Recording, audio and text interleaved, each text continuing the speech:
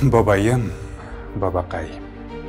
Үз-өзімні біле башлағаннан бірлі көңілге яқын бұл сөзін әйтергә телмірген буынның бір уәкилімен. Бабайлары соғыштан исән-сау қайтқан балалар бәхетлі кебек тойылайды меңа. Урамда да бабайлары аларны жетәкләп йөри. 9 май көнне клуб янындағы бәйрәмгә дә алар бергәләшеп, жетәкләшеп киләләр. Ә без кызыгайдык. Әтне районы Түбән Бәрәскә авылында бір гаиләдән 5 егетне армияга озаткан тагын ничә гаилә булды икән.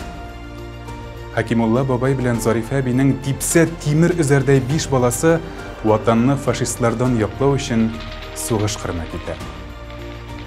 Ул чагында 3 улы улларының яу кырында ятып калачагын башларына да кертмиләр алар. Газиз бабаем, сине без әбием сөйләгәннәр буенча гына беләбез. Әтием хәтерли үзе. Ничек хәтерләмәсен? Син сугышка киткәндә 10 яшь була әтиеме. 12 яшьлек абыйсы 3 сеңлесе кала. 1943 елның 17 февралендә Эстония территориясында барган каты бәрелештә хәлак булды дигән хәбәрнең килүе аяз көнне яшен суккандай була. Өч пишмаклы хат йөрәкләрне телгәли. Әбиебезне тол 5 баланы ятим калдыра.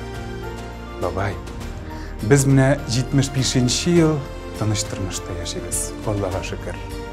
Бу биек җиңүне син һәм синең кебек меңнәрчә ватандашларыбыз яу кырында башын салып, гомерләрегез бәрабәренә яулады.